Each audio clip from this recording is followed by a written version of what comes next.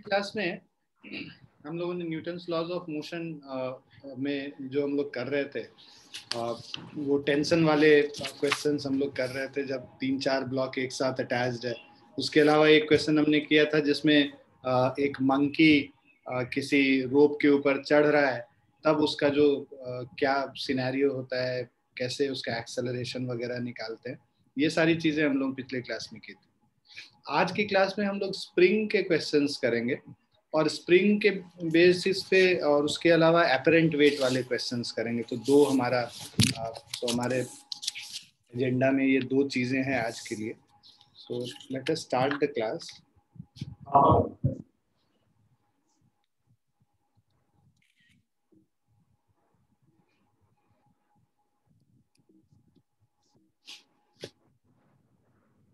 तो spring based problems, देखो कोई भी स्प्रिंग है तो figure below shows a spring in its relax state that is neither nor extended. इसका मतलब कि एक स्प्रिंग है जो कि रिलैक्स स्टेट में, ना तो कंप्रेस कर किया हुआ है, मतलब ये इसका जीरो पोजीशन हुआ और ये एक्स डायरेक्शन हम लोग को बताएगा कि अगर हम लोग इस तरफ मूव करेंगे तो कंप्रेशन होगा और इस तरफ मूव करेंगे तो इलोंगेशन होगा, है ना। इधर करेंगे तो स्प्रिंग कंप्रेस हो जाएगा, ठीक है।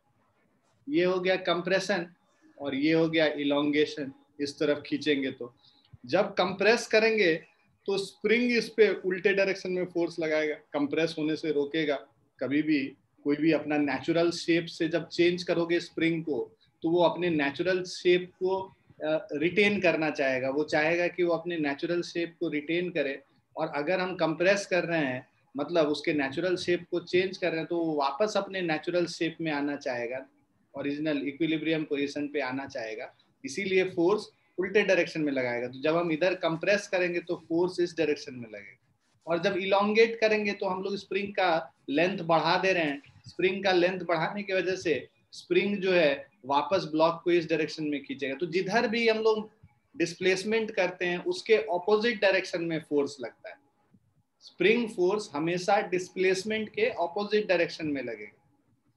सो यही चीज बताया कि block is attached to the other free end position of block in this case is at O is called equilibrium position. ये जो ओ वाला पोजीशन है इसको इक्विलिब्रियम पोजीशन कह रहे हैं। As shown in the figure below we stretch the spring by pulling the block to the right. तो पहले हम लोग क्या कर रहे हैं, स्ट्रेच कर दे रहे हैं स्प्रिंग को। स्ट्रेच करने से हमको किधर पुल करना पड़ेगा, राइट के तरफ पुल करना पड़ेगा। एक्स डिस्टेंस से हम लोगों ने इसको राइट के तरफ खिसका दिया, तो उसके वजह से फोर्स किधर लग रहा है, फोर्स लेफ्ट के तरफ लग रहा है, हमेशा डिस्प्लेसमेंट के ऑपोजिट डायरेक्शन में लगेगा। So in reaction the spring pulls on the block towards the left. हम लोग स्प्रिंग को राइट के तरफ खींच रहे हैं, रिएक्शन फोर्स स्प्रिंग लगा रहा है ब्लॉक पे लेफ्ट के तरफ। So in the direction that will restore the equilibrium position. तो कैसे मूव करेगा ये ब्लॉक, क्यों मूव करेगा ब्लॉक, क्योंकि उसको अपना पोजीशन रीस्टोर करना है, वापस वहीं पे पहुंचना है। तो generally spring force sometimes is said to be restoring force also. Spring force को हम लोग रीस्टोरिंग फोर्स भी कहते हैं। As shown in the figure we compress the spring by pushing the block to the left. अब दूसरे वाले में कंडीशन सेकेंड केस, पहला केस में हम लोग उसको खींच के राइट साइड में ले जा रहे थे, इलोंगेट कर रहे थे। अब हम लोग कंप्रेस कर रहे हैं। कंप्रेस करना मतलब उसके साइज को छोटा करना। तो कंप्रेस कर रहे हैं लेफ्ट साइड में। तो जब हम लोग इसको कंप्रेस करते हैं तो इसका साइज, इसका डिस्प्लेसमेंट लेफ्ट साइड में होता है, तो जो फोर्स लगेगा वो राइट साइड में लगेगा वापस इक्विलिब्रियम पोजीशन में आने के लिए। Spring now pushes on the block towards the right. फिर से रिएक्शन फोर्स होगा, एक्शन फोर्स लेफ्ट के तरफ है, रिएक्शन फोर्स जो स्प्रिंग का ब्लॉक के ऊपर होगा वो राइट के तरफ होगा। So as to restore the equilibrium position. Observe that direction of restoring force is opposite to the displacement. तो जिधर डिस्प्लेसमेंट हो रहा है उसके ऑपोजिट में हमारा रीस्टोरिंग फोर्स है। Direction of restoring force is opposite to the displacement. So let x is equal to displacement of free end of spring from equilibrium position. x क्या हो गया हमारा, डिस्प्लेसमेंट हो गया, है ना, डिस्प्लेसमेंट ऑफ फ्री एंड। तो generally in case of elastic spring restoring force F exerted by the spring is proportional to the displacement. तो ये जो रीस्टोरिंग फोर्स F है, ये प्रोपोर्शनल टू डिस्प्लेसमेंट है, ठीक है। तो जितना ज्यादा तुम डिस्प्लेसमेंट करोगे, मतलब जितना ज्यादा कंप्रेस करोगे फोर्स, उतना ज्यादा होगा। प्रोपोर्शनल का मतलब जितना ज्यादा हम लोग उसको डिस्प्लेसमेंट देते हैं, उतना ज्यादा फोर्स होता है। सो मैथमेटिकली अगर हम लोग इसी चीज को लिखेंगे तो हम क्या कह रहे हैं कि भाई force is proportional to minus x. Minus x क्यों लिख रहे हैं? माइनस इसीलिए लिख रहे हैं कि यहाँ पे नेगेटिव डायरेक्शन में, मतलब जिधर डिस्प्लेसमेंट हो रहा है उसके ऑपोजिट डायरेक्शन में फोर्स लग रहा है, इसीलिए यहाँ माइनस साइन।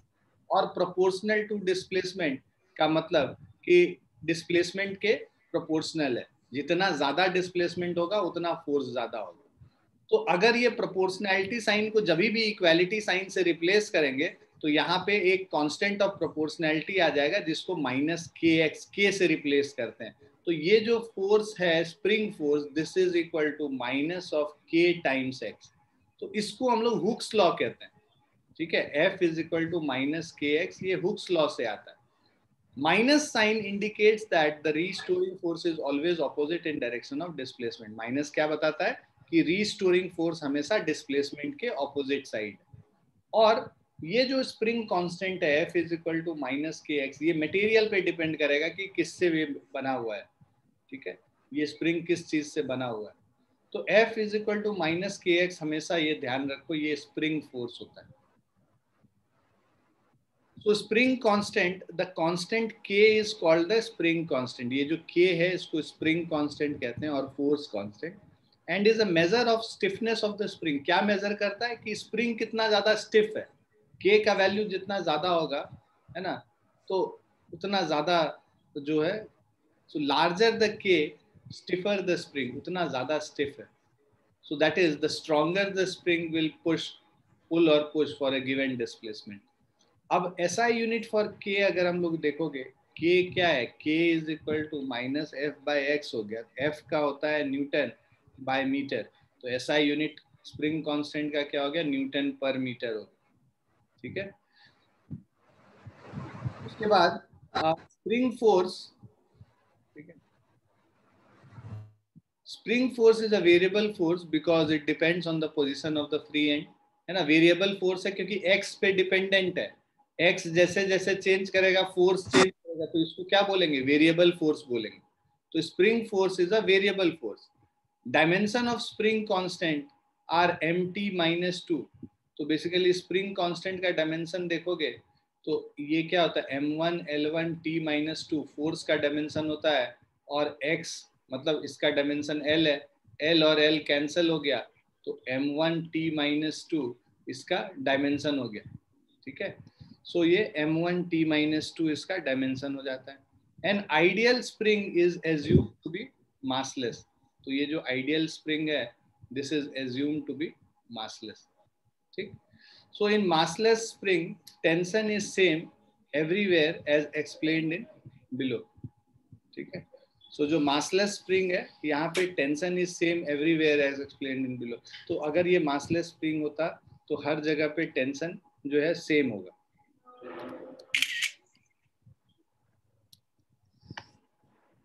सो F, जैसे ये हम किसी F फोर्स से इसको खींच रहे हैं, यहाँ पे अगर हम लोग को टेंशन निकालना होगा P पॉइंट पे, तो फ्री बॉडी डायग्राम अगर बनाएंगे, ये है ना रेस्ट पे है, clearly T is equal to F हो जाएगा यहाँ पे, है ना। जो टेंशन है वो F के बराबर हो जाएगा।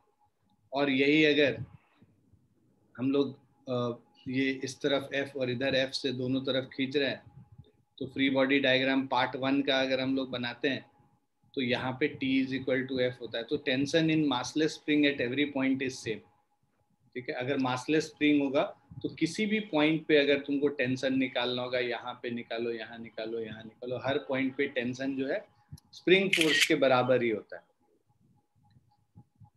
क्वेश्चंस अगर हम लोग ये देखें, एग्जाम्पल 61 क्या बता रहा है कि consider a spring attached at one of its end to a fix support and at the other end to a box, ठीक है। तो एक एंड में देखो फिक्स सपोर्ट से हम लोग कनेक्टेड है, और दूसरा एंड हमने बॉक्स के साथ कनेक्ट करके रखा हुआ, which rest on a smooth floor as shown in the figure. Denote the mass of the box by m इसके मास को हम स्मॉल m से डिनोट करते हैं. Force constant of the spring by k, force constant को हम लोग k से डिपेंड करते हैं. Acceleration due to gravity by g, तो एक्सेलरेशन ड्यू टू ग्रेविटी जो है इसको हम लोग g से रिप्रेजेंट कर रहे हैं.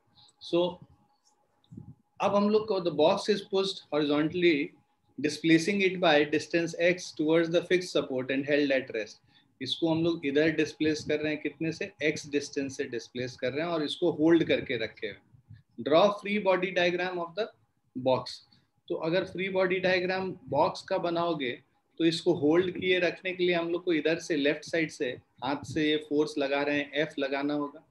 और बिकॉज यहाँ पे स्प्रिंग लगा है, स्प्रिंग तुमने एक्स डिस्प्लेसमेंट इसको इस तरफ किया है, तो स्प्रिंग जो इसके ऊपर फोर्स लगाएगा वो इस डायरेक्शन में लगाएगा. तो जो स्प्रिंग फोर्स लगा रहा है वो kx हो गया, है ना. मतलब माइनस kx होता है, माइनस साइन तो इसके ऑपोजिट साइन को बताएगा. x बिकॉज लेफ्ट साइड है तो माइनस kx राइट साइड. तो जो फोर्स kx है वो राइट साइड में स्प्रिंग फोर्स इसके ऊपर लग रहा है. उसके अलावा इसका जो वेट है वो नीचे की तरफ mg होगा और नॉर्मल रिएक्शन जो है वो ऊपर के तरफ n होगा. ठीक है, तो ये फ्री बॉडी डायग्राम हो गया. Find force exerted by hand on the box. जो फोर्स F निकालना है, तो बिकॉज हॉरिजॉन्टल डायरेक्शन में कोई मूवमेंट नहीं हो रहा है, इक्विलिब्रियम में है, तो जितना फोर्स लेफ्ट के तरफ लगेगा उतना ही राइट के तरफ फोर्स लगेगा. तो F इज इक्वल टू क्या हो गया, kx के बराबर हो गया. तो ये force exerted by hand on the box निकल गया.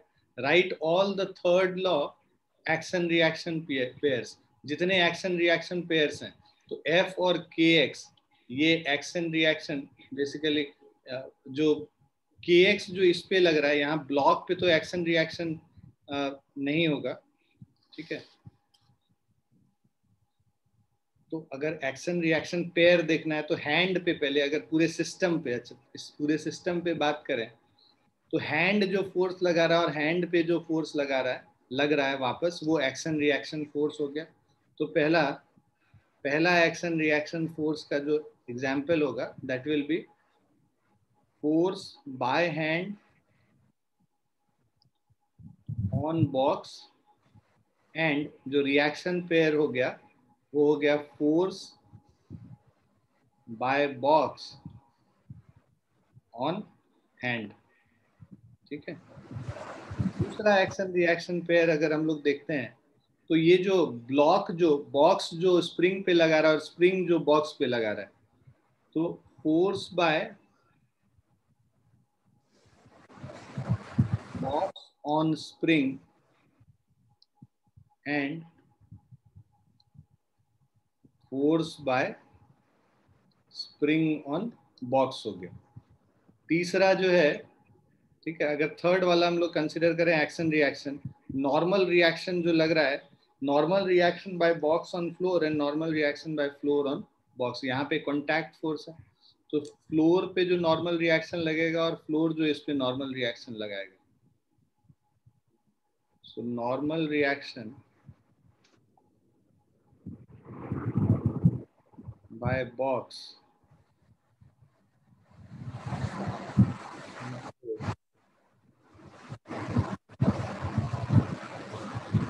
Normal reaction by floor on box. चौथा जो है हमारा, फोर्थ वाला जो है, ये जो कॉन्टैक्ट पॉइंट है, यहाँ पे कॉन्टैक्ट पॉइंट जो फोर्स लगा रहा है स्प्रिंग पे, और स्प्रिंग जो कॉन्टैक्ट फोर्स पे लगा रहा है, सो स्प्रिंग ऑन सपोर्ट, जो फोर्स स्प्रिंग सपोर्ट पे लगा रहा है, spring on support and force by support on spring. तो ये सारे हमारे एक्शन रिएक्शन पेयर्स हो गए. ठीक है,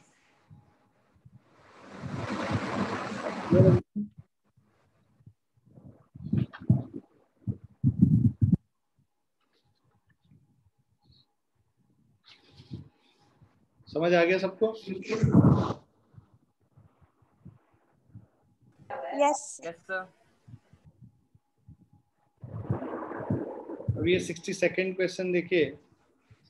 ये कह रहा है कि फोर्स कांस्टेंट ठीक है, force constant of spring is 1000 newton पर मीटर, मतलब के का वैल्यू दे रखा है 1000 न्यूटन पर metre. If a 10 kg block attached with a spring is in equilibrium, तो पहले तो इक्विलिब्रियम में जब इसको लटकाएंगे तो लटकाने से जो इसका स्प्रिंग का नेचुरल जो ये था लेंथ उससे एक्सटेंड हो जाएगा, है ना। तो नेचुरल जो ये इसका लेंथ है उससे एक्सटेंड हो जाएगा। मान लो x डिस्टेंस से एक्सटेंड कर गया है, तो जितने डिस्टेंस से एक्सटेंड किया पहले तो वो हम लोग निकाल लेते हैं, राइट। सो हम लोग इसका फ्री बॉडी डायग्राम बनाएंगे। तो एक्सटेंशन मान लो स्प्रिंग में x हुआ है ना। एक्सटेंशन तो इस डायरेक्शन में होगा क्योंकि वेट इसको नीचे की तरफ पुल करेगा, तो kx ऊपर की तरफ लगेगा। इसको स्प्रिंग जो है ऊपर फोर्स लगाएगा क्योंकि स्प्रिंग पे ये जो वेट है वो नीचे की तरफ फोर्स लगा रहा है, और यहाँ नीचे जो है mg फोर्स हो गया, ठीक है। सो अब हम लोग को एक्सटेंशन निकालना है स्प्रिंग में कि कितना एक्सटेंशन हुआ होगा जब हम लोग इस वेट को इससे लटकाते हैं। तो एक्सटेंशन निकालने के लिए हम लोग को पता है ये इक्विलिब्रियम केस है, kx क्या हो जाएगा mg के बराबर हो जाएगा। g का वैल्यू 10 लेने बोला है, k का 1000 है, तो 1000 into x is equal to mass हम लोग का 10 kg है, g का वैल्यू 10 है। अब ये x का वैल्यू 100 डिवाइडेड बाय 1000 हो गया। 100 डिवाइडेड बाय 1000, 1/10 क्या हो गया 0.1 हो गया। तो x का वैल्यू 0.1 मीटर है। सेंटीमीटर में करोगे तो ये 10 सेंटीमीटर आता है। ये हमारा 0.1 मीटर है। यही एक्सटेंशन हम लोग को निकालना था। तो बेसिकली अगर तुम समझो इस क्वेश्चन को कि ये स्प्रिंग यहाँ पे पहले ऐसे, पहले स्प्रिंग अपने नेचुरल लेंथ पे था, जैसे ही हम इसको लटकाएंगे, लटकाने के वजह से क्या है ये स्प्रिंग अब थोड़ा सा एक्सटेंड हो जाएगा, यहाँ तक आ जाएगा। लटका के जैसे ही हम छोड़ेंगे ये स्प्रिंग में एक्सटेंशन हो जाएगा एक्स डिस्टेंस, राइट, क्योंकि वेट इसको नीचे की तरफ पुल करता है। तो ये जो x डिस्टेंस से डिस्प्लेसमेंट हो रहा है नीचे के तरफ, उसके वजह से जो फोर्स लगेगा kx वो ऊपर के तरफ लगेगा, और जो इसका वेट है वो नीचे के तरफ mg है। तो ये दोनों, ये ब्लॉक आके स्थिर कब होगा, रुकेगा कब, जब mg और kx बराबर हो जाएंगे। उतना डिस्प्लेसमेंट हो जाए कि डिस्प्लेसमेंट के वजह से जो स्प्रिंग फोर्स है ऊपर के तरफ वो mg को बैलेंस कर दे, तब जाके वो इक्विलिब्रियम पे आ जाएगा। क्लियर है बच्चों? Yes sir.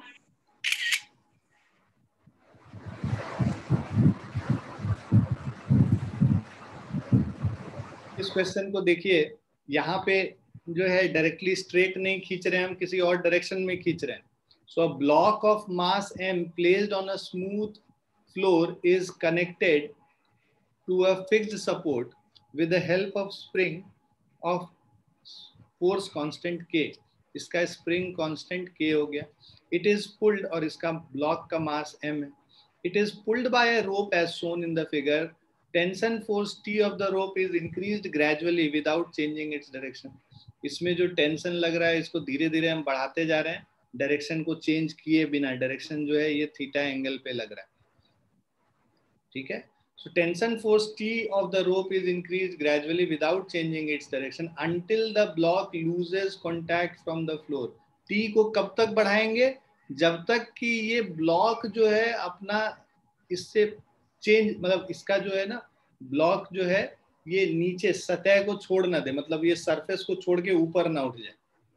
भाई टी अगर तुम लगाओगे तो टेंशन टी के दो कंपोनेंट होंगे, एक इधर होगा टी कॉस थीटा, और दूसरा कंपोनेंट ऊपर के तरफ होगा जिसको हम लिखेंगे टी साइन थीटा। वेट इसका mg नीचे के तरफ है।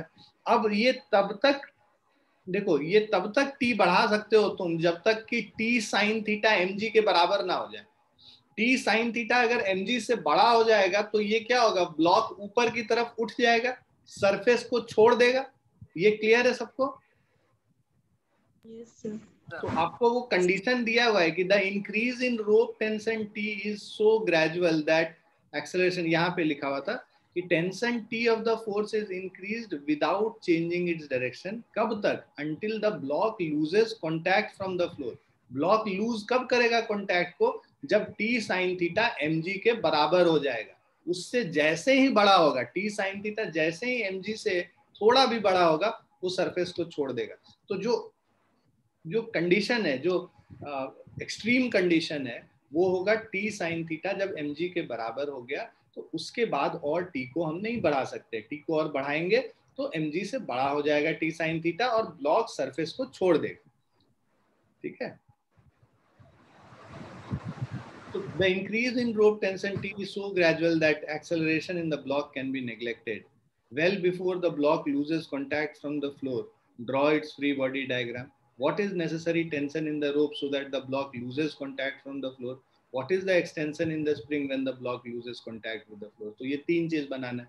पहले तो फ्री बॉडी डायग्राम बनाना है well before the block loses contact। तो पहले जब खींचना शुरू किया था तब क्या फ्री बॉडी डायग्राम था वो बनाना है। टी इस डायरेक्शन में है, टी के दो कंपोनेंट होंगे, एक इधर होगा एक इधर होगा, एक वेट नीचे की तरफ है, नॉर्मल रिएक्शन एन इस तरफ है, और एक जो फोर्स इधर स्प्रिंग जो फोर्स लगा रहा है, एक्सटेंशन हुआ है स्प्रिंग में एक्स, तो स्प्रिंग फोर्स के एक्स इधर लगा रहा है।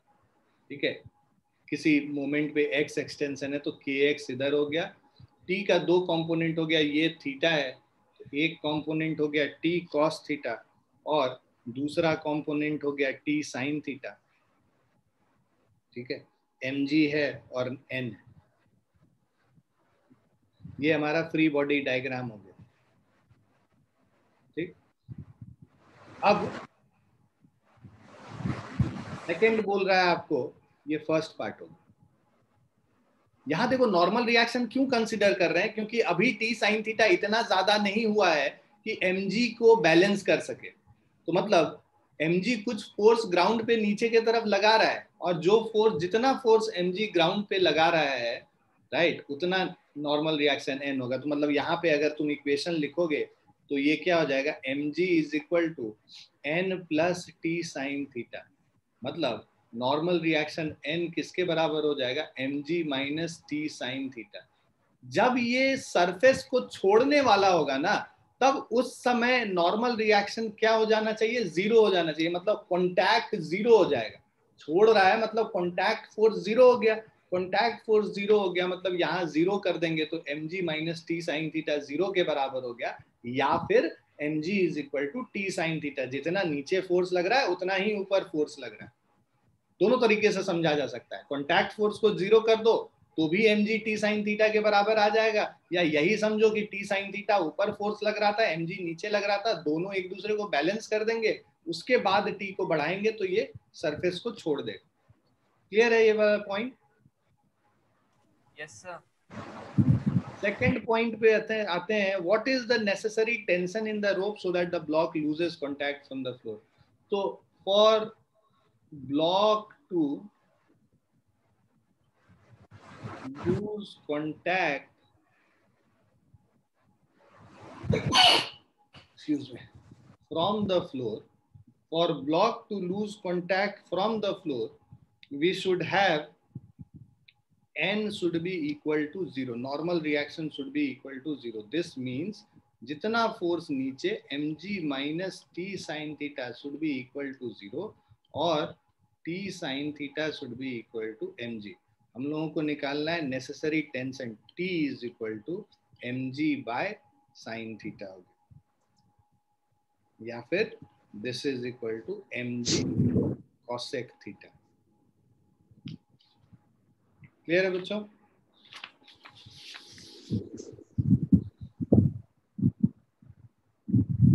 अब आपसे कह रहा है what is the extension in the spring when the block loses contact with the floor. तो हम लोग को अब एक्सटेंशन निकालना है कि कितना एक्सटेंशन है जब ब्लॉक लूज कर रहा है कांटेक्ट फ्लोर पे।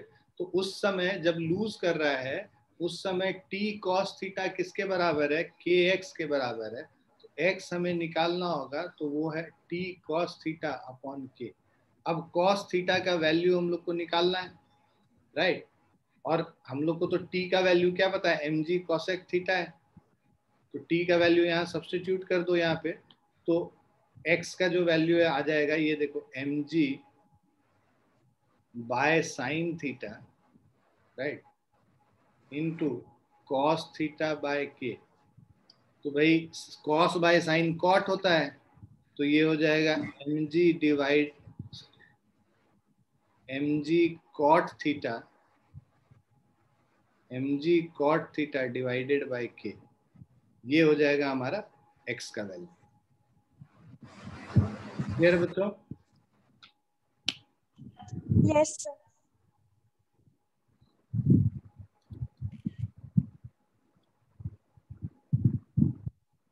समझ आ गया सभी को? Yes, sir.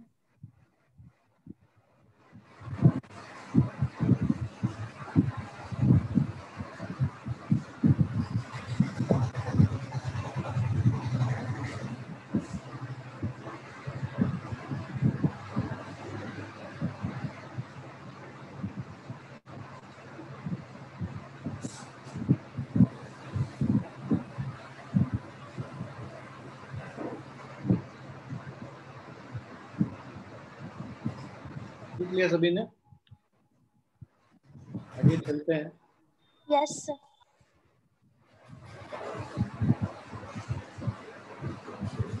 ये एग्जाम्पल 64 है। Two blocks are connected by a spring of natural length 2 metre.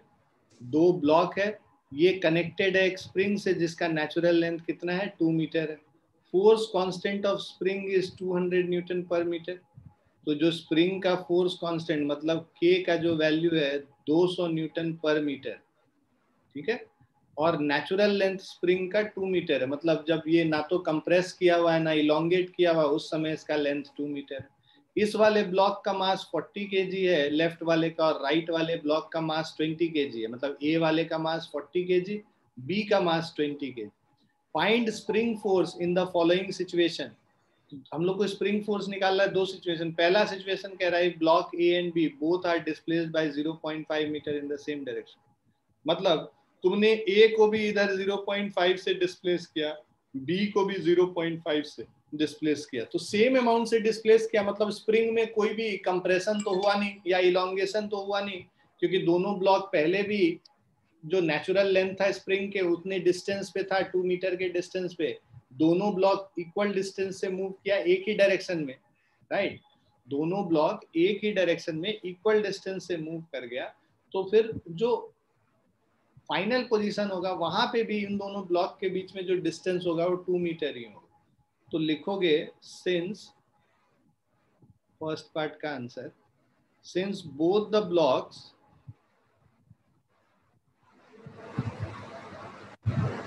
Moves bye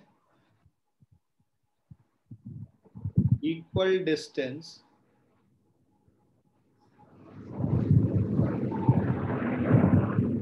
same direction, ठीक है। Since both the blocks moves y equal distance in same direction, hence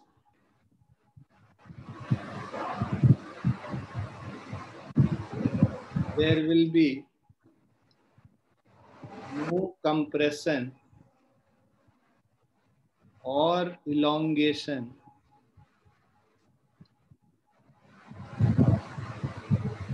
in the spring। तो spring में ना तो compression हो रहा है ना इलोंगेशन हो रहा है, ठीक है। नो कंप्रेशन और elongation in the spring, hence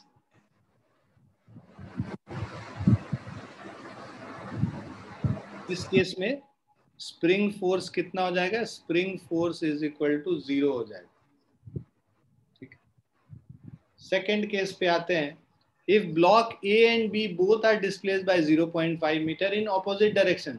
block A को तुम इधर खींच रहे हो, है ना, और ब्लॉक बी को इधर खींच रहे हो, दोनों को 0.5 मीटर से ऑपोजिट डायरेक्शन में। मतलब अगर हमारे पास ये स्प्रिंग लगा हुआ है ए और बी के बीच में, राइट, और इसको दोनों को तुमने इसको इधर 0.5 मीटर से खींच दिया तुमने राइट साइड में, और एक को लेफ्ट साइड में इधर आपने खींच दिया 0.5 मीटर से, राइट।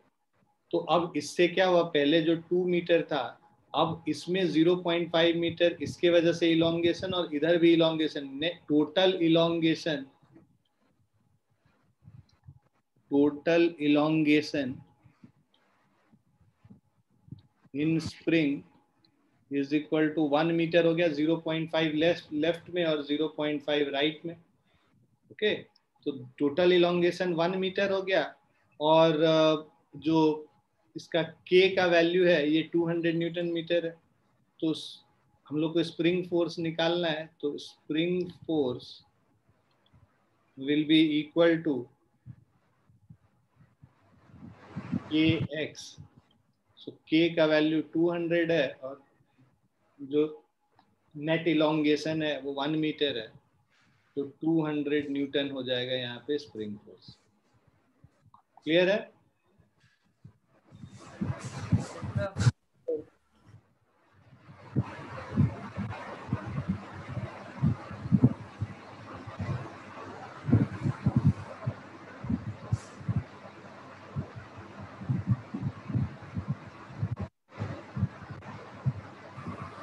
सेम चीज हम लोग कंप्रेशन लेके भी कर सकते थे. ऑपोजिट डायरेक्शन में ये भी होगा कि भाई नेचुरल लेंथ ये था, नेचुरल लेंथ ये था, ये भी 0.5 मीटर, ये भी 0.5 मीटर आ गया. मतलब फाइनली ये दोनों ब्लॉक इस तरह से पहुंच गया ऑपोजिट डायरेक्शन में जाके. ये इस डायरेक्शन में जा रहा है, ये इस डायरेक्शन में. तो उसमें भी सेम चीज होगा, क्योंकि नेट कंप्रेशन वहां पे टोटल कंप्रेशन 1 मीटर हो गया, तो उसमें भी फोर्स बराबर 200 × 1 करके 200 न्यूटन ही आएगा. ठीक है? क्लियर है बच्चों?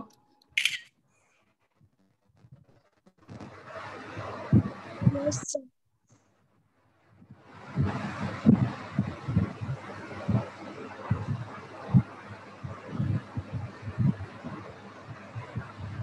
देख लिया आप लोगों ने? सर अगर टोटल स्प्रिंग फोर्स पूछा था तो कितना होता?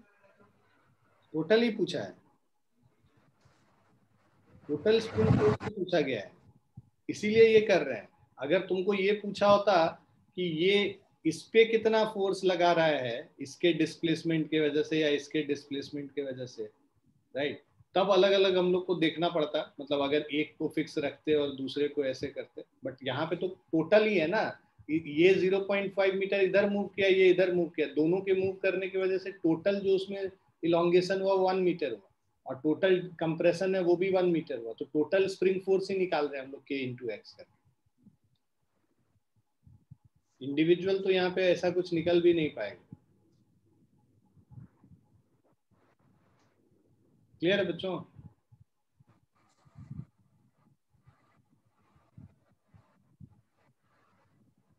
Yes, sir. नेक्स्ट क्वेश्चन देखो. Two masses of 10 kg and 20 kg respectively are connected by a massless spring. तो एक तरफ ये हो गया 10 kg, दूसरा हो गया ये 20 kg. Connected by a massless spring as shown in the figure, a force of 200 Newton acts on a 20 kg mass. तो यहाँ पे एक हम लोग फोर्स लगा रहे हैं 200 न्यूटन 20 kg मास पे. So force of 200 Newton acts on a 20 kg mass at the instant when the 10 kg mass has an acceleration of 12 meter per second square. तो कह रहा है कि एक फोर्स हम लोग लगाए 200 न्यूटन 20 kg मास पे, किस इंस्टेंट पे? जब 10 kg mass has an acceleration 12 metre per second square. ठीक है? सो इसका जो एक्सेलरेशन है ये 12 मीटर पर सेकेंड स्क्वायर है towards right. The acceleration of 20 kg मास है, इसका एक्सेलरेशन हम लोग को निकालना है. ठीक है? सो अब अगर फ्री बॉडी डायग्राम 10 kg वाले का बनाओ, सो 10 kg वाले का अगर हम लोग फ्री बॉडी डायग्राम बनाते हैं तो इसका एक्सेलरेशन इधर हो गया 12 मीटर पर सेकेंड स्क्वायर, और एक इधर एक फोर्स लगा रहे हैं, स्प्रिंग फोर्स लग रहा है, राइट. तो स्प्रिंग फोर्स में एक्सटेंशन वगैरह कुछ बोला नहीं है हम लोग को, तो हम लोग टी मान लेते हैं स्प्रिंग फोर्स, राइट. तो kx होगा, बट x वगैरह निकालने नहीं बोला है तो हम लोग उसमें, और k का भी वैल्यू कुछ ऐसा दिया हुआ नहीं हो, तो हम लोग एक टेंशन मान लेते हैं, एक फोर्स मान लेते हैं जो कि स्प्रिंग फोर्स इधर की तरफ खींच रहा है ना. कंफ्यूजन होगा तो Fs लिख सकते हो, स्प्रिंग फोर्स होगा. तो स्प्रिंग फोर्स इस पे लग रहा है Fs इज इक्वल टू ये कितना होगा मास इंटू एक्सेलरेशन, 10 kg है मास और एक्सेलरेशन है 12, है ना। Since Fs is equal to mass into acceleration, तो स्प्रिंग फोर्स जो हो जाएगा इस पे कितना लग रहा है, 120 न्यूटन लग रहा है फर्स्ट। अब हम लोग क्या करते हैं, फ्री बॉडी डायग्राम ये 20 kg वाले का बनाओ। 20 kg वाला जो ब्लॉक है इस पे एक स्प्रिंग फोर्स इसको पीछे की तरफ खींचेगा। भाई स्प्रिंग में जो इसके इधर मूव करने से स्प्रिंग में इलोंगेशन होगा, है ना। पहले स्प्रिंग इलोंगेट करेगा, इलोंगेट करने के बाद ये स्प्रिंग फोर्स इसको इस पे फोर्स लगाएगा इसके तरफ, और इस वाले पे बिकॉज इलोंगेट हो रहा है तो इस वाले पे इस डायरेक्शन में फोर्स लगाएगा। तो जो स्प्रिंग फोर्स इस पे 20 kg वाले ब्लॉक पे पीछे की तरफ लगेगा और आगे हम 200 न्यूटन लगा रहे हैं, और इसका एक्सेलरेशन क्या होगा ये निकालने बोला है। तो basically 200 minus spring force is equal to mass 20 into A. Net force जो है मास इंटू एक्सेलरेशन होता है, तो 20 kg पे जो फोर्स लगेगा 20 इंटू ए के बराबर हो जाएगा। स्प्रिंग फोर्स हम लोगों ने निकाल रखा है 120 न्यूटन यहाँ पे, तो स्प्रिंग फोर्स का वैल्यू यहाँ पे डाल दो, 200 minus 120 is equal to 20 into a. तो ए का वैल्यू हो जाए 200 माइनस 120 80 डिवाइडेड बाय 20, तो 4 मीटर पर सेकेंड स्क्वायर। ठीक है, तो समझने वाली बात ये है कि इन दोनों का एक्सेलरेशन सेम नहीं है। मतलब पीछे वाला ब्लॉक ज्यादा एक्सेलरेशन से मूव कर रहा है और आगे वाला ब्लॉक जो है 4 मीटर पर सेकेंड स्क्वायर के एक्सेलरेशन से मूव कर रहा है। ऐसा इसलिए हो रहा है कि बीच में एक स्प्रिंग है जो कि इलोंगेट और कंप्रेस हो रहा है, उसके वजह से दोनों का, अगर मान लो ये एक थ्रेड से कनेक्टेड होता है, तो जैसे कल हम लोगों ने किया भाई, दो ब्लॉक है और थ्रेड से कनेक्टेड है, जितना इसका एक्सेलरेशन होगा उतना ही इसका एक्सेलरेशन होगा, क्योंकि डिस्प्लेसमेंट दोनों का सेम होगा। ये जितना डिस्टेंस मूव किया उतना ही ये मूव किया। यहाँ पे वैसा नहीं है, ये डिस्टेंस जो मूव करेगा उसके वजह से इसमें कुछ इलोंगेशन होगा और कुछ डिस्टेंस ये मूव करेगा। समझ रहे हो ना, इसका डिस्टेंस और इसका डिस्टेंस सेम नहीं होगा, और इसी वजह से दोनों का एक्सेलरेशन भी सेम नहीं है, अलग अलग है। क्योंकि ये जो डिस्प्लेसमेंट होगा, कुछ डिस्प्लेसमेंट इस स्प्रिंग को इलोंगेट करने में चला जाएगा और कुछ इसको मूव कराने में चला जाएगा।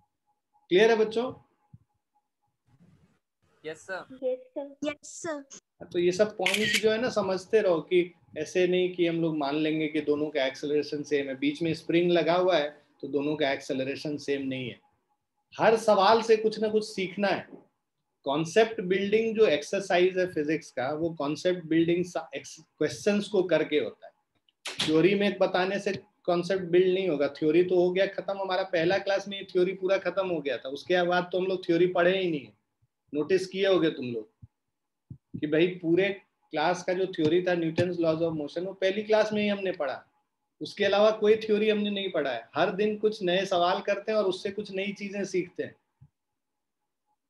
है ना। नोटिस कर रहे हो ना बच्चों, कल हम लोगों ने कुछ किया, आज हम लोग ये स्प्रिंग वगैरह के बारे में सीखते जा रहे हैं। तो ये सब कॉन्सेप्ट है, तो हर सवाल से कॉन्सेप्ट बनेगा। नोट्स जब बनाओगे तो यही सब कॉन्सेप्ट्स तुम्हारे एक सवाल के रूप में रहना चाहिए, जिसको रिवाइज करोगे तुम एग्जाम के पहले।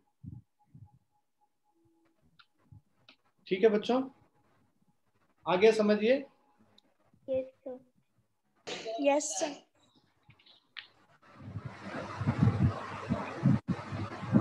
नेक्स्ट क्वेश्चन पे चलते हैं। देखो एग्जाम्पल है, इसमें क्या कह रहा है, block of mass m is connected to a pulley and a light spring is shown in the figure. एक ब्लॉक है, इसको हम लोगों ने पुली से कनेक्ट कर रखा है, और एक स्प्रिंग जो है यहाँ पे कनेक्टेड है। लाइट स्प्रिंग मतलब स्प्रिंग का खुद का कोई मास नहीं है। जब खुद का मास नहीं है तो हर पॉइंट पे टेंशन सेम होगा। The stiffness constant of the spring is के, स्प्रिंग कांस्टेंट के दे रखा है हम लोगों को, ब्लॉक का मास m दे रखा है हम लोगों को। Find the extension in the spring when the whole system is in equilibrium. जब इक्विलिब्रियम में है सिस्टम, तब उस समय हम लोग को इस पे जो स्प्रिंग कांस्टेंट है वो हम लोग को निकालना है। The pulley is smooth and massless. तो अब हम लोग इसका जब फ्री बॉडी डायग्राम बनाते हैं, ठीक है, तो देखो बिकॉज पुली इज मासलेस, तो यहाँ और यहाँ दोनों तरफ टेंशन सेम होगा, और इस वाले स्ट्रिंग में टेंशन अलग होगा, क्योंकि ये स्ट्रिंग एक अलग स्ट्रिंग है और ये वाला स्ट्रिंग दूसरा स्ट्रिंग है। दोनों का फ्री बॉडी डायग्राम बनाते हैं। मास वाले का फ्री बॉडी डायग्राम बनाएंगे ब्लॉक का, तो नीचे के तरफ एक फोर्स लग रहा है mg और ऊपर के तरफ एक फोर्स लग रहा है T1 टेंशन। अब हम लोग ये पुली का फ्री बॉडी डायग्राम बनाएंगे। पुली का फ्री बॉडी डायग्राम बनाते हैं। ऊपर टेंशन T2 लग रहा है, इधर भी टेंशन T2 लग रहा है और नीचे टेंशन T1 लग रहा है, ठीक है। और ये जो T2 है, राइट, हम लोगों को निकालना है एक्सटेंशन इन द स्प्रिंग। ये अगर स्प्रिंग को देखोगे तो ये टेंशन T2 और KX, तो मान लो स्प्रिंग में एक्सटेंशन X हुआ है, तो स्प्रिंग जो है ऊपर के तरफ इस पॉइंट पे फोर्स लगा रहा है KX, और नीचे के तरफ जो फोर्स लग रहा है वो T2 लग रहा है। इसी पॉइंट को हम लोग देखते हैं, यहाँ पे एक पॉइंट लेते हैं, इस पॉइंट पे बात कर रहे हैं, तो KX फोर्स ऊपर लग रहा है स्प्रिंग का और टेंशन T2 नीचे के तरफ लग रहा है। अब हम लोग, बिकॉज ये इक्विलिब्रियम का कंडीशन बोल रहा है, कोई भी चीज मूव नहीं कर रहा है, मतलब सब कुछ बैलेंस्ड है, सारा फोर्स बैलेंस्ड है। वर्टिकल डायरेक्शन में बस मोशन हो सकता है, तो हम लोग बस वर्टिकल डायरेक्शन के फोर्स को बैलेंस करेंगे। पहले वाले इससे हम लोग लिखते हैं, तो T1 का वैल्यू mg के बराबर हो जाएगा। यहाँ इसके लिए पुली के लिए लिखते हैं, तो T1 is equal to twice of T2 हो गया। भाई दो टेंशन ऊपर लग रहा है T2 और T2, तो T2 plus T2 is equal to T1, तो T1 is equal to twice T2। तो सबके लिए इक्वेशन अलग अलग लिखेंगे। T1 mg के बराबर हो गया और T1 ट्वाइस T2 के बराबर हो गया और T2 kx के बराबर हो गया। ये तीन इक्वेशन है हमारे पास, इक्वेशन 1, इक्वेशन 2 और इक्वेशन 3। अब हम लोग क्या करते हैं, बिकॉज यहाँ इक्वेशन 2 में हम लोग क्या करेंगे, 1 और 3 का वैल्यू डाल देंगे, मतलब T1 का वैल्यू और T2 का वैल्यू डाल देते हैं। तो इससे हमें क्या आ जाएगा, from first equation, second equation and third equation we have T1 is equal to twice T2, मतलब mg is equal to twice of kx। अब हमें x का वैल्यू निकालना है, तो x is equal to mg divided by 2k हो गया, right. तो ये हमारा x का वैल्यू हो गया, x is equal to mg by 2k।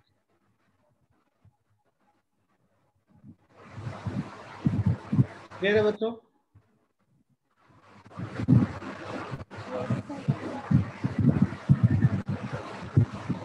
Clear है सभी को?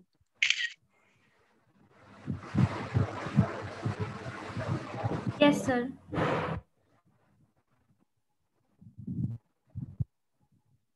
आई होप सबने लिख भी लिया होगा। Yes, sir. नेक्स्ट चलते हैं, थोड़ा और कॉम्प्लिकेट इसको किया जाए।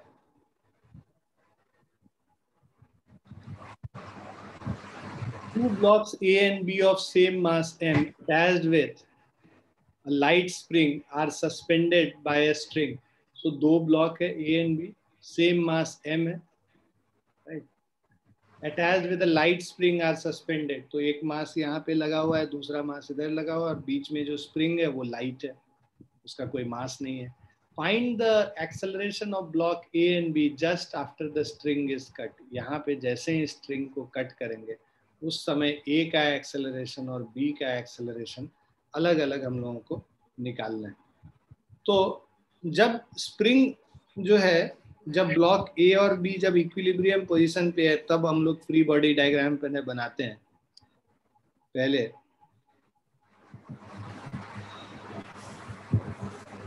when block A and B are in equilibrium,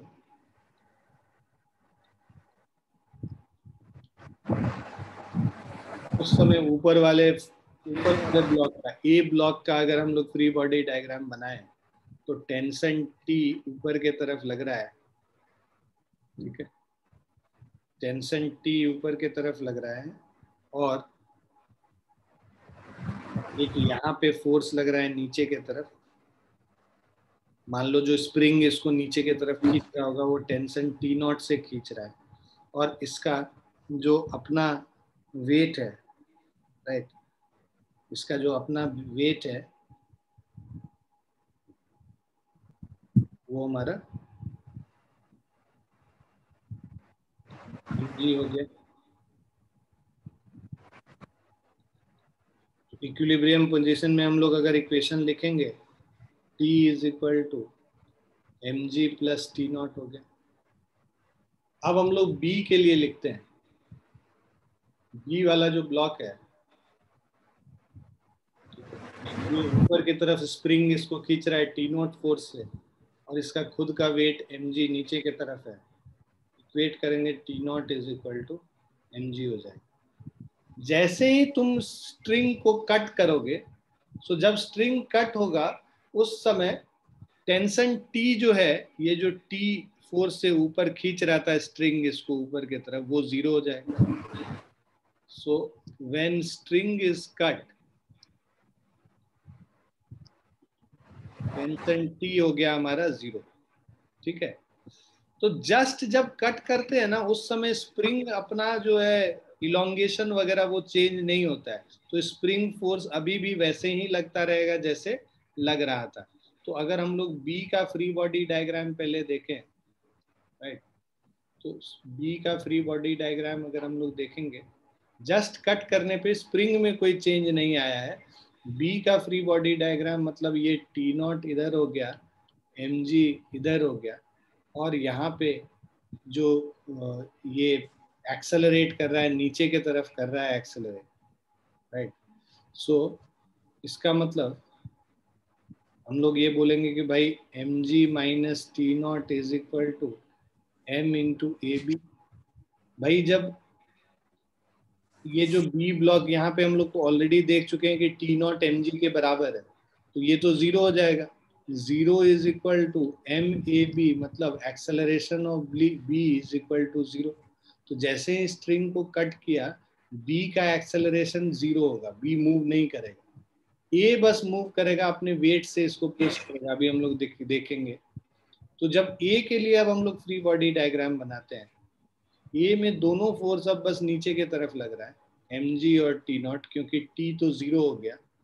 अब यहाँ पे जो इक्वेशन लिखेंगे, ये लिखेंगे M G plus T naught A के लिए, M G plus T naught is equal to इसका जो मास एम है और एक्सेलरेशन ऑफ ए।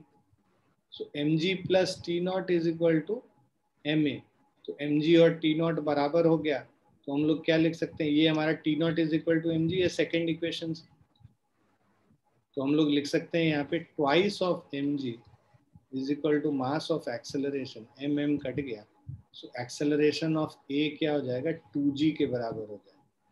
तो जैसे ही तुम स्ट्रिंग को कट करोगे, बी का एक्सेलरेशन जीरो हो जाएगा और ए का एक्सेलरेशन ट्वाइस ऑफ जी हो जाएगा।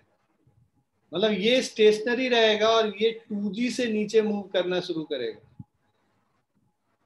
ठीक है, जब नेचुरल लेंथ पे आ जाएगा उसके बाद ये मूव करना शुरू करेगा। क्लियर है बच्चों?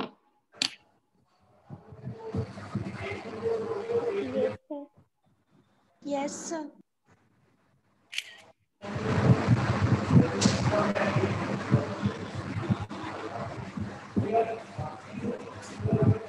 नेक्स्ट पे चलते हैं।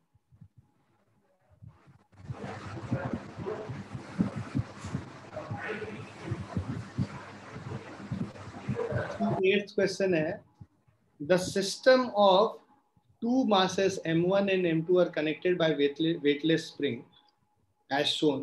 The system is resting on the support S. तो ये दोनों दो मास का सिस्टम है और ये एक सपोर्ट पे रेस्ट कर रहा है। The support S is quickly removed. Find the acceleration of each of the weights right after the spring S is removed. तो सपोर्ट S is removed, मतलब हम लोग क्या करते हैं, सपोर्ट पे रखे हुए हैं, अचानक इसको रिमूव कर देते हैं। अचानक अगर रिमूव करेंगे उस समय हम लोग को बोल रहा है कि acceleration of each of the weight, दोनों का एक्सेलरेशन निकालने बोल रहा है। तो अब हम लोग फ्री बॉडी डायग्राम, जब सपोर्ट का पहले free body diagram of system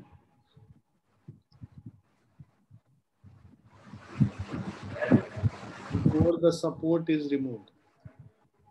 तो जब सपोर्ट को रिमूव नहीं किए थे तब फ्री बॉडी डायग्राम अगर इसका हम लोग बनाएं, पूरे सिस्टम का साथ में बनाएंगे,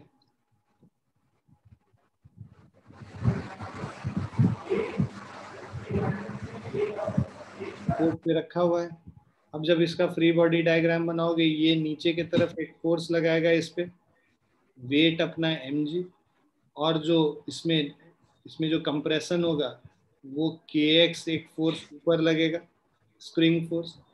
इस नीचे वाले की बात करें तो एक फोर्स ये लगा रहा है, ठीक है, इसका मास m1 है, तो ये m1g कर लो इसको।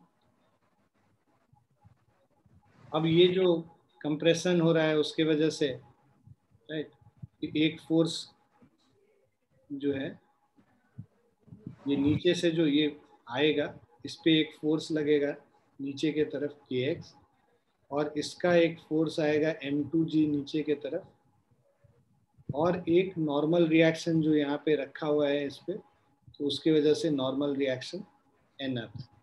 सो ये हमारा ये m2g है, ये हमारा फ्री बॉडी डायग्राम हो गया m2g, ठीक है। नीचे की तरफ m2g, नॉर्मल रिएक्शन ऊपर, और kx नीचे की तरफ, और ऊपर वाले ब्लॉक पे नीचे m1g और ऊपर kx। तो ये हमारा फ्री बॉडी डायग्राम सिस्टम का हो गया, ठीक है। जैसे ही आपने इसको हटाया, इस सपोर्ट को हटाया, n हमारा क्या हो गया, 0 के बराबर हो गया, राइट। सो जब इनिशियल फ्री बॉडी डायग्राम में इक्वेशन लिखोगे, m1g kx के बराबर हो गया, और इसमें लिखेंगे तो kx plus m2g is equal to n के बराबर हो गया। इसके लिए ये इक्वेशन हो गया और इसके लिए ये इक्वेशन।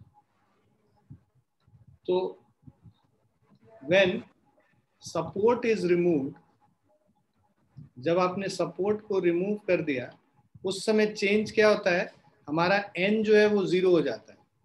तो when support is removed, normal reaction 0 हो जाएगा, ठीक है। तो उस समय जब सपोर्ट को हटा दिया हमने, उसका फ्री बॉडी डायग्राम अगर बनाते हैं,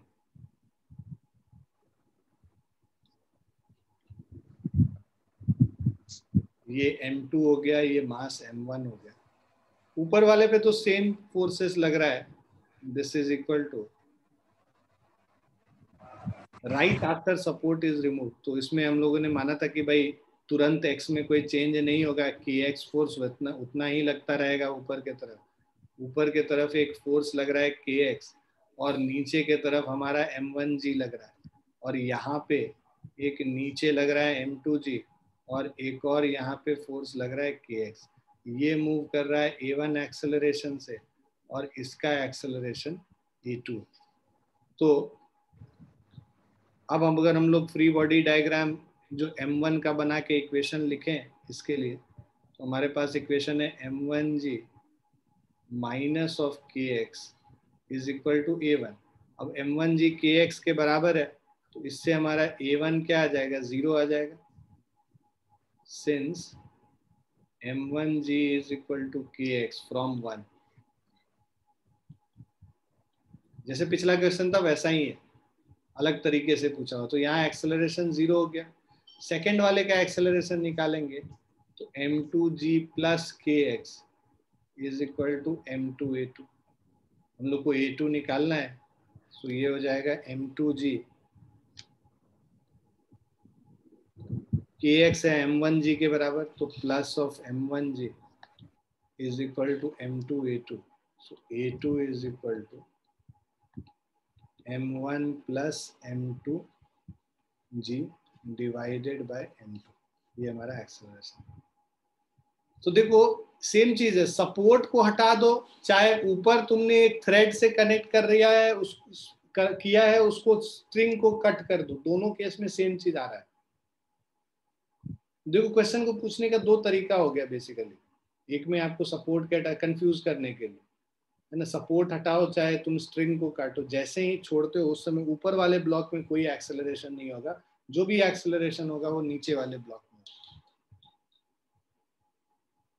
क्लियर है बच्चों? Yes, sir.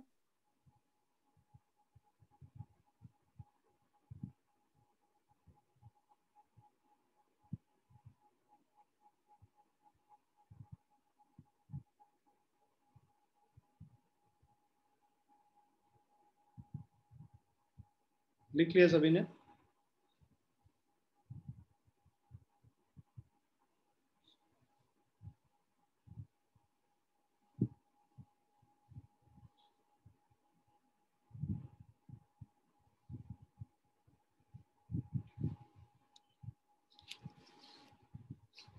अब इसमें में एक और चीज मैं बताता हूं,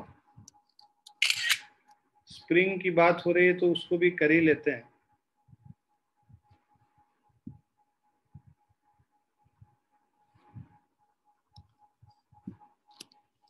कॉम्बिनेशन ऑफ स्प्रिंग कहते हैं इसको।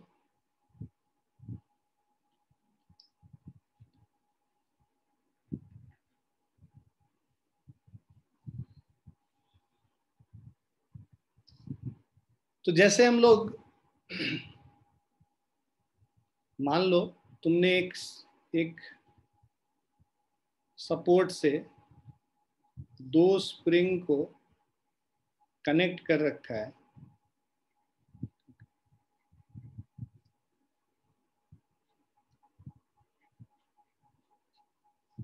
तो ये वाला जो स्प्रिंग है इसका स्प्रिंग कांस्टेंट K1 है और दूसरा जो स्प्रिंग है इसका स्प्रिंग कांस्टेंट K2। तो हमारे पास दो स्प्रिंग्स हैं, एक स्प्रिंग ये लगा हुआ है और दूसरा स्प्रिंग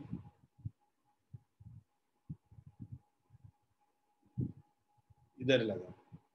तो ये दो अलग अलग स्प्रिंग्स लगे हुए, एक का स्प्रिंग कांस्टेंट K1 है और दूसरा का स्प्रिंग कांस्टेंट K2 है, ठीक है। और ये मास M यहाँ पे लटका हुआ। एक अलग तरीके का कॉम्बिनेशन होगा, यहाँ पे एक स्प्रिंग इधर लगा हुआ है, दूसरा स्प्रिंग यहाँ लगा हुआ है और एक पूरा ब्लॉक ऐसे अटैच्ड। यहाँ पे स्प्रिंग कांस्टेंट K1 हो गया, यहाँ स्प्रिंग कांस्टेंट K2 हो गया। अब अगर हम लोग को इक्विवेलेंट स्प्रिंग कांस्टेंट, मतलब ये पूरे दोनों स्प्रिंग को अगर सिंगल स्प्रिंग से रिप्लेस कर दें तो उसका इक्विवेलेंट जो स्प्रिंग कांस्टेंट होगा, ये क्या हो गया, हम लोग का सीरीज कॉम्बिनेशन हो गया। तुम लोग 10th क्लास में रेजिस्टेंस वाला चीज पढ़े हो, यहाँ पे सीरीज कॉम्बिनेशन हो गया और यहाँ पे पैरेलल कॉम्बिनेशन हो गया, ठीक है। तो सीरीज कॉम्बिनेशन है और पैरेलल कॉम्बिनेशन है, राइट। तो यहाँ पे जब सीरीज कॉम्बिनेशन होता है तो जो इक्विवेलेंट K का वैल्यू होता है, this is equal to K1, just उल्टा। जैसे हम लोग वहां पे रेजिस्टेंस के लिए करते थे, यहाँ पे रेजिस्टेंस जो पैरेलल के लिए करते थे वो स्प्रिंग कांस्टेंट में सीरीज के लिए होगा, मतलब 1/K equivalent is equal to 1/K1 plus 1/K2। या तुम K इक्विवेलेंट नहीं, K सीरीज मान लो, उसको K सीरीज लिख लो, याद रखने के लिए आसान होगा। मतलब 1/K in series is 1/K1 plus 1/K2। ये हमारा सीरीज कॉम्बिनेशन का हुआ। पैरेलल कॉम्बिनेशन में K parallel is equal to K1 plus K2। मतलब ये बिल्कुल भी जो रेजिस्टेंस है उसका जस्ट उल्टा होता है। जो पैरेलल में होता था वो यहाँ सीरीज में होगा, जो सीरीज में होता है वो पैरेलल में होगा। फटाफट इसको लिख लो।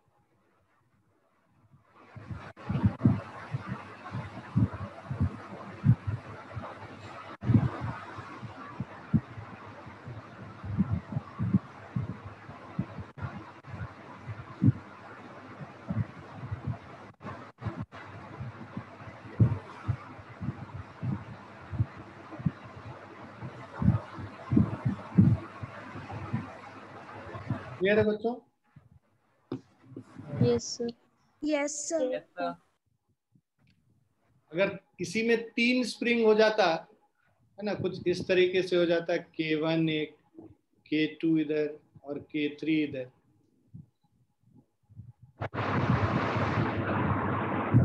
तो पैरेलल इक्विवेलेंट पैरेलल कॉम्बिनेशन हो जाएगा K1 plus K2 plus K3। ये इसका K1 है, इसका K2 है और इसका K3 है। और ये 3 स्प्रिंग अगर सीरीज में कनेक्टेड है, K1 K2 K3,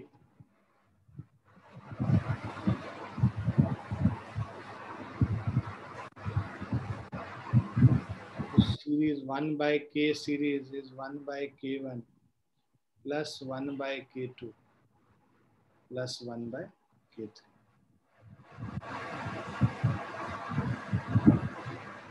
ये सीरीज कॉम्बिनेशन है और इधर पैरेलल कॉम्बिनेशन। सर इसका प्रूफ है क्या?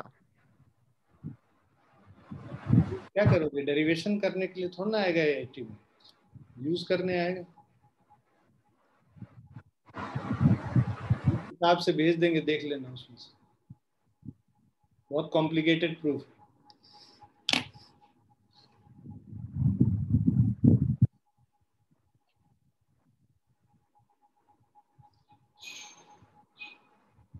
ज्यादा फोकस करो कि एप्लीकेशन पार्ट पे, एप्लीकेशन कहाँ पे होगा, कैसे हम लोग प्रूफ इसको सॉल्व करेंगे, क्वेश्चंस मिला के एग्जाम में क्वेश्चन आएगा ना, प्रूफ करने तो ना आएगा। ना तो सीबीएसई में आता है ना आईआईटी में आता है। ग्रेजुएशंस वगैरह में जब तुम ग्रेजुएशन करोगे, बीटेक वगैरह करोगे, अगर तुमने मैकेनिकल इंजीनियरिंग ली है तो वहाँ पे थोड़ा प्रूफ देखना होता है। तो जो इंजीनियरिंग में पढ़ना है उसको अभी पढ़ के क्या करेंगे।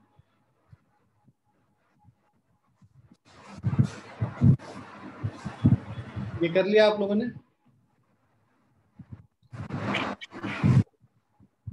नेक्स्ट क्वेश्चन पे आते हैं। तो यहाँ पे क्या कह रहा है कि 10 kg ब्लॉक, ठीक है, is supported, 10 kg block is supported by a cord and runs to a spring scale which is supported by another cord from the ceiling as shown in figure A. What is the reading on the scale? तो यहाँ पे पहले देखो अलग अलग बताया हुआ है। ये ए वाले का देखो, पहले इस वाले फिगर को देखो। इस फिगर में हमारे पास एक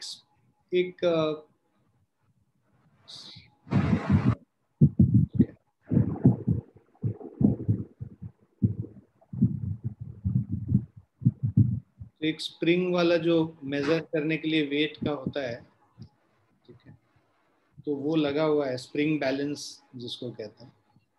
तो यहाँ पे नीचे एक वेट लगा हुआ है 10 kg। अब ये स्प्रिंग बैलेंस में इस तरह से, ये पेपर वेपर खरीदने वाले जो रद्दी वाले आते हैं ना, उनके पास आजकल ये स्प्रिंग बैलेंस ऐसे रहता है, हुक लगा हुआ होता है और हाथ में वो लटका के, और यहाँ पे रद्दी का पेपर में वो एक हुक फंसा के और उसके बाद मेजर करके बताते हैं कितना वेट हुआ उसका। सो ये 10 kg लगा हुआ है ब्लॉक। और ये अगर हम लोग इसको जितने यहाँ पे अगर हम लोगों ने इसको फिक्स कर रखा है, तो इस पे जितना फोर्स होगा T1, सेम फोर्स यहाँ पे इस पे T1 लगाएगा, ठीक है। जितना स्प्रिंग खींचेगा तो फोर्स जो स्प्रिंग पे, ये जो ऊपर जो ये थ्रेड है वो जितना फोर्स लगाएगा उतना ही ये नीचे वाले पे फोर्स लगाएगा। तो ये T1 इज इक्वल टू, इसके केस में, पहले वाले केस में अगर फ्री बॉडी डायग्राम बनाओगे तो T1 is equal to 10G हो गया ऐसे। सेकेंड वाले में अगर हम लोग बनाते हैं तो यहाँ पे भी सेम चीज है। देखो देखो क्या होता क्या है कि ये ब्लॉक इसको नीचे की तरफ पुल करेगा तो ऊपर टेंशन T2 आएगा। अब बिकॉज ये पूरा स्ट्रिंग यहाँ से यहाँ मासलेस है तो इस पे भी एक T2 फोर्स आएगा और ये जो स्प्रिंग है इसको T2 फोर्स से ये इसको खींचेगा हुक को राइट साइड में, और जो स्प्रिंग T2 फोर्स से खींचेगा उसके वजह से यहाँ पे जो अटैच्ड है वो भी T2 फोर्स से ही इसको राइट साइड में पुल करेगा। सिमिलरली यहाँ पे अगर हम लोग बात करें, इस केस में एक स्ट्रिंग लगा हुआ है T3 और ये साथ में स्प्रिंग के साथ लगा हुआ है, तो जितने फोर्स से mg नीचे फोर्स लगाएगा T3 ऊपर लगेगा, तो ये T3 फोर्स से जितने फोर्स से इसको खींचता है इस तरफ, उतने ही फोर्स से इसको वापस इधर खींचेगा, जो इधर जो लगा हुआ है स्ट्रिंग, तो T3 से ही खींचेगा। और ये सेम पूरा स्ट्रिंग सेम है तो इसमें टेंशन सेम होगा T3, और यहाँ पे भी सेम 10 kg का ब्लॉक है तो ये 10G नीचे और T3 इधर, ठीक है। तो इस केस में पूरा जो टेंशन है इन सब में सेम रहता है, यहाँ पे भी जो पूरे वायर में टेंशन सेम और यहाँ भी सेम सब केस में। मतलब इस केस में भी तुम देखो क्योंकि एक्सेलरेशन नहीं हो रहा है, T2 is equal to 10G आएगा, और यहाँ पे भी जो T3 इज इक्वल टू वो भी 10G ही आएगा। तो हर केस में तुम देखोगे जो ये जो मेजर करेगा spring balance, same spring balance क्या मेजर करेगा, T2 फोर्स को मेजर करेगा, यहाँ T3 को मेजर करेगा और यहाँ T1 को मेजर करेगा। और तीनों जो है T1 भी 10G के बराबर है और T2 भी 10G के बराबर है और T3 भी 10G के बराबर, बिकॉज तीनों बराबर है इसीलिए हर केस में सेम ही रीडिंग होगा। ठीक है, so what is the reading in the scale, सब केस में पूछा है। पहले केस में T1 is equal to 10G होगा, दूसरे केस में T2 is equal to 10G होगा और तीसरे केस में भी reading T3 is equal to 10G के बराबर ही है। क्लियर है? Yes, sir.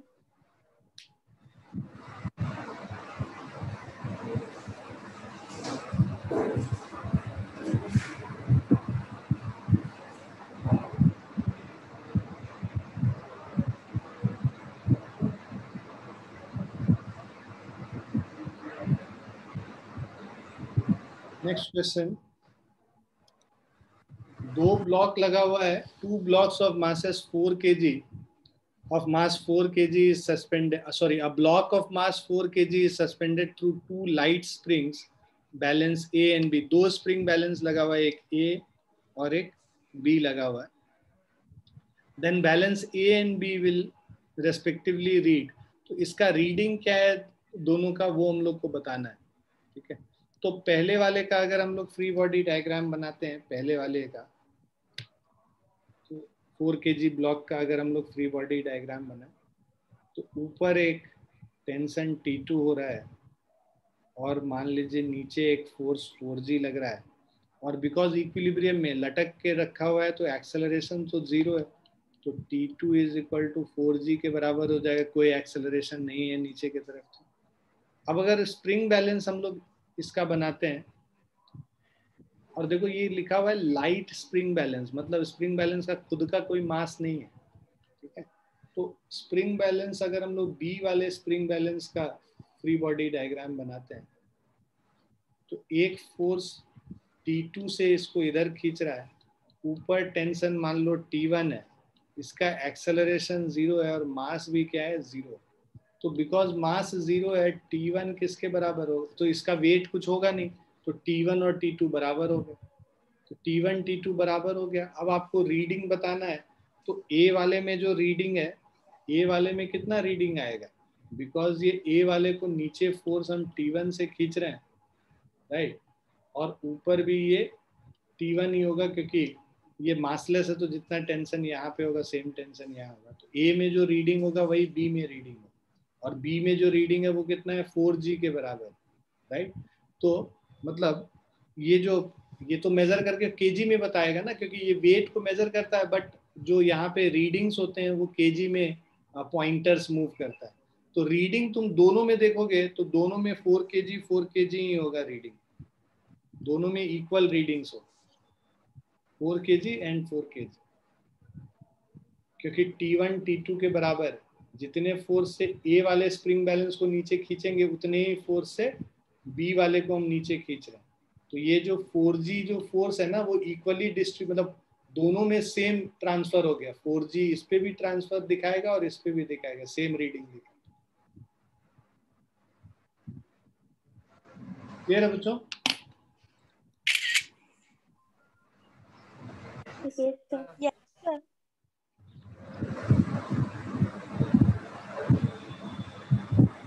कल क्वेश्चंस भेजे थे, 2 बच्चों ने शायद बना के भेजा है, एक अनुष्का ने और एक ख्याल से डिम्पल ने भेजा, 2 लोगों ने मुझे भेजा है, बाकी लोग भी भेजा कीजिए, आप लोग नहीं भेजेंगे तो फिर कैसे होगा।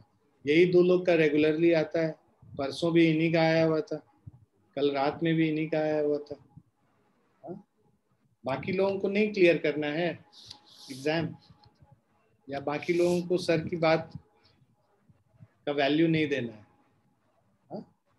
वही चीज होता है ना, या तो आप इम्पोर्टेंस दे के वैल्यू देते हैं और उस काम को करते हैं, या फिर इम्पोर्टेंस नहीं देते हैं।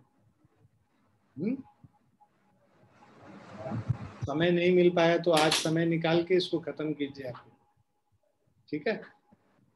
क्योंकि आज आप नहीं खत्म करेंगे, मैं आज कल सॉल्यूशन भेज दूंगा आप लोग को, तो जो उन्होंने नहीं किया है वो फिर नहीं कर पाएंगे। सॉल्यूशन मिल जाएगा तब तो फिर कोई काम ही नहीं है ना। जब तक आप खुद से उसको करेंगे नहीं तब तक सॉल्यूशन तो मिल जाएगा, उसका कोई फायदा नहीं हो। जब आप खुद से ट्राई करते हैं, सीखते हैं, उसमें ट्राई करने में, नहीं ट्राई किया हुआ रहेगा तो सीखेंगे नहीं, फिर एग्जाम में भी नहीं बनेगा। मैं कितना भी पढ़ा लूं उससे फायदा नहीं होगा। क्लियर है बच्चों?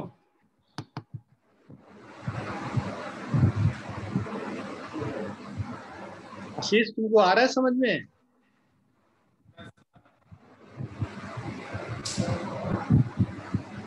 आशीष समझ में आ रहा है आपको? ठीक ठीक ठीक ठीक है बच्चों, चलो अच्छे से पढ़ाई करो और कल फिर इसको आगे करेंगे हम लोग। एपरेंट वेट वाला क्वेश्चंस, ठीक है? दो चीज रह गया, एक एपरेंट वेट वाला रह गया, एक कांस्टेंट मोशन वाला रह गया। एपरेंट वेट वो जो लिफ्ट वगैरह में जो मूव करते हैं वो वाला पार्ट, और एक कांस्टेंट मोशन जब 3-4 पुली साथ में लगे हुए होते हैं तब कैसे मोशन होता है वो वाला पार्ट। ये दो पार्ट हो जाएगा तो तुम्हारा न्यूटन्स लॉज ऑफ मोशन का मेजर पोर्शन खत्म हो जाएगा। एक और वो वेज वाले क्वेश्चंस बचे हैं। 3 तरीके की चीजें बची हुई, उसके बाद फिर आपका ये खत्म हो जाएगा और देन फिर हम लोग जो है फ्रिक्शन से स्टार्ट कर सकते हैं। क्लियर है बच्चों? चलिए, okay, bye and take care everyone.